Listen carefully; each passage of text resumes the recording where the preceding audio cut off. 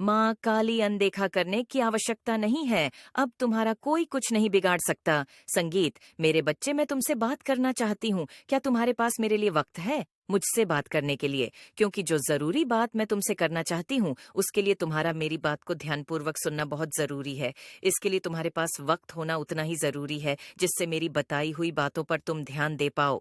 मेरे बच्चे, जीवन में सुख भोगना सभी के लिए सौभाग्य की बात है। मेरे बच्चे, तुम मुझसे बता सकते हो कि तुम्हें क्या तकलीफ है, क्या परेशानी है, किस कारण से तुम परेशान हो। मुझसे जब चाहे एक निश्चित समय पर बात कर सकते हो। मैं तुम्हारे हर सवाल का जवाब दूंगी और देती भी हूँ, परंतु तुम्हें उसको सुनना और समझना होगा, क्योंकि यह सत्य है। मैं जवाब देती हूँ, परंतु तुम समझ नहीं पाते हो। तुम जब भी मुझसे अपने सवाल करते हो, उसका जवाब तुम्हें तुम्हारे हृदय में विराजमान मैं स्वयं देती हूँ, परंतु तुम हृदय की बात को सुनते ही नहीं हो। तुम बस सवाल पर सवाल करते रहते हो।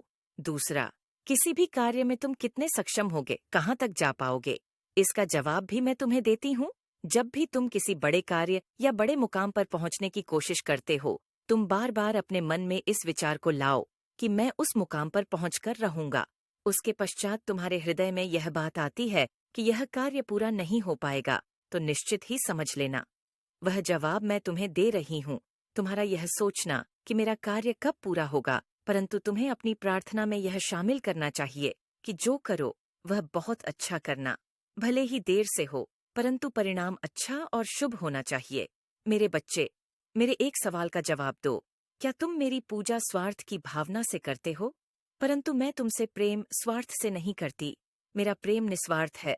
तुम भी निस्वार्थ भावना से मुझसे प्रेम करो। तुम्हारा प्रेम मुझसे जुड़ा हुआ है। मेरे बच्चे, तो कई ऐसे हैं जो किसी काम को पूर्ण होने में बलम होने पर क्रोध में मेरी पूजा करना ही छोड़ देते हैं, मुझ पर विश्वास करना छोड़ देते हैं, उसके पीछे का कारण ही नहीं समझ पाते। मेरे बच्चे, तुम यह मत भूलो कि मैं सब तुम्हारे साथ हूँ। मेरे बच्चे, तुम मेरे लिए बहुत खास हो, क्योंकि तुमने वह किया है जो कि मुझे बहुत प्रसन्न कर रहा है। मेरे प्रेम की कसौटी पर तुम खरे उतरे हो। तुम्हारे ऐसे कार्य मेरे हृदय को बहुत सुकून पहुंचा रहे हैं।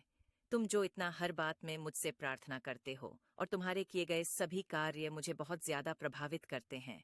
तुम्हारी यह सभी कार्य मुझे अपनी ओर आकर्षित करते हैं। हमेशा तुम इस बात का ध्यान रखते हो कि जब भी कोई असहाय व्यक्ति तुम्हारे सामने से गुजरता है तो तुम उसे मदद अवश्य करते हो। तुम चाहे किसी भी परिस्थिति में हो, तुम उसे